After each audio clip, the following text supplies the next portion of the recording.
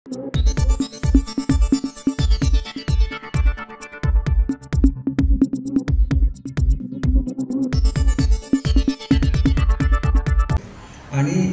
आपल्याकडे अनेक वेळा असं होतं की ग्रामीण भागामधली जी मुलं असतात ही मुलं आपल्याला बऱ्याच वेळेला त्या ठिकाणी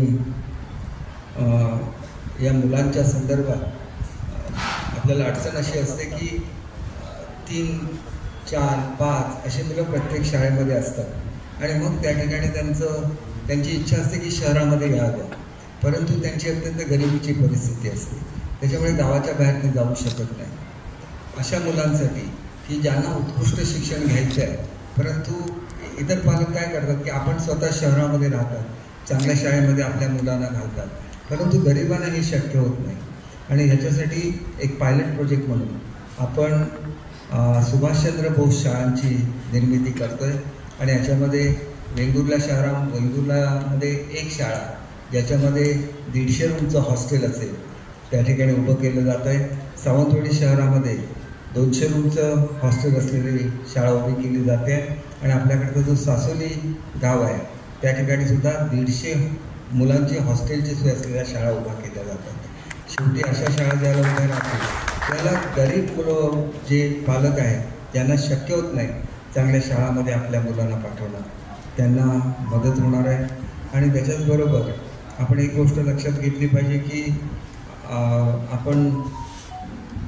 आपल्याकडे अनेक शाळा मंजूर आहे, जी आपल्याला माहिती आहे की महाराष्ट्रामध्ये सगळ्यात हुशार मुलांच्या ज्या शाळा असतात त्याच्यापैकी एक शाळा आता मला मंजूर करायची आहे.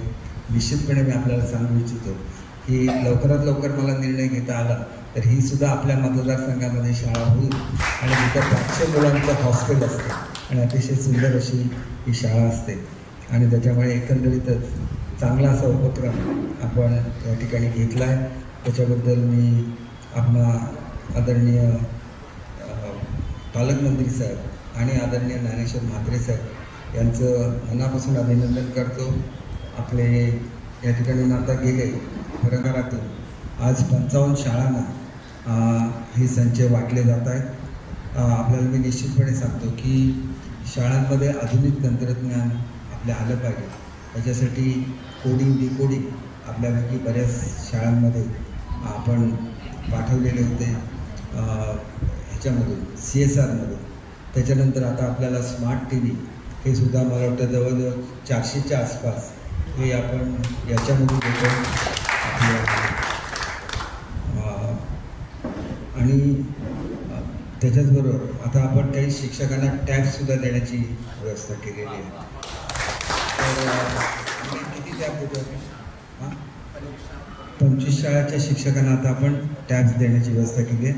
परंतु आपण आपले जे स्वतःचा समग्रचा कार्यक्रम आहे याच्यामधून आपण स्मार्ट TV हे जवळजवळ 4000 शाळांना संपूर्ण राज्यामध्ये देतो आहे. टॅबची व्यवस्था आपण जवळजवळ प्रत्येक शिक्षकांना अशीच मला आता नेमके संख्या आठवत नाही पण जवळजवळ 5-6 हजार शिक्षकांना आपण टॅब्स देण्याची व्यवस्था केलेली आहे. आधुनिक तंत्रज्ञान हे प्रत्येक शाळेमध्ये आलं पाहिजे अशी आमची सर्वांचीच भावना आहे आणि त्या भावनेतून आपल्याला पुढे जायचं आहे.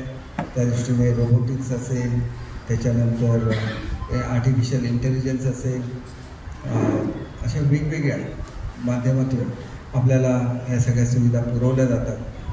खरं तर मला अधिक वेळ आपल्याबरोबर घालवायचा होता आणि शाळांच्या दुरुस्तीचा प्रश्न हा सुद्धा मोठ्या प्रमाणात आपल्या भागामध्ये आहे.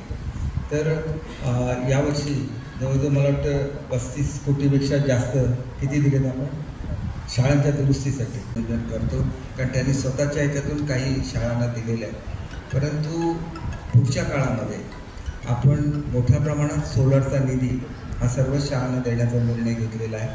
आपण एक गोष्ट लक्षात घेतली पाहिजे की आपण सर्वजण एका हुशार मुलांच्या जिल्ह्यामध्ये आहात आणि त्याच्यामुळे पुढच्या काळामध्ये आपल्याला शिक्षण क्षेत्रामध्ये निश्चितपणे क्रांती करायची. असं करत असताना काही निर्णय जे घेतलेले आहेत त्या संदर्भात एक माझ्याकडे अशी चिठ्ठी आलेली होती की शाळांच्या वेळेमध्ये जे बदल झालेले आहेत त्याच्यामुळे काही शाळांचा गैरसोय होते मी आजच शिक्षणाधिकाऱ्यांना या संदर्भातले इन्स्ट्रक्शन्स देईन की शिक्षणाधिकाऱ्यांना आम्ही हे अधिकार दिलेले आहेत की तुम्हाला कुठल्या शाळेमध्ये असं आढळलं की या ठिकाणी आपल्याला शाळेच्या पालकांना ही वेळ कन्व्हिनियंट नाही आहे तर ती वेळ बदलण्याचे अधिकार दिलेले आहेत। ज्या ज्या शाळांना असं वाटतं त्यांनी ताबडतोब मला कळवावं, ती वेळ बदलण्याची मी व्यवस्था करेन। आपल्या सर्वांचं या ठिकाणी अभिनंदन करत असताना मला मनापासून आपल्या सगळ्यांचे आभार मानायचे आहेत की मला वेळ होऊन सुद्धा आपण या ठिकाणी थांबला आणि तुमच्या शाळांना जी जी गरज असेल निश्चितपणे ती गरज भागवली जाईल। आपल्यापैकी एक महाराष्ट्राचा मोठा प्रश्न असा आहे की आम्ही 100% ग्रँट देतो, सगळा खर्च आपण शाळेचा करतो, परंतु अजून आपली विद्यालयं ही खाजगी मॅनेजमेंटची म्हणून समजली जातात आणि त्याच्यामुळे केंद्राकडून आलेला निधी हा आम्हाला आपल्याला मोठ्या प्रमाणात देता येत नाही आणि त्याच्यामुळे मी मनापासून ला सांगतो की मी हा विषय केंद्र शासनाकडे नेलेला आहे आणि जसे केंद्र शासनाकडून अनेक गोष्टी आपण मंजूर करून घेतल्या त्याप्रमाणे ही सुद्धा मंजूर करून घेतलं जाईल याची आपल्याला खात्री देतो।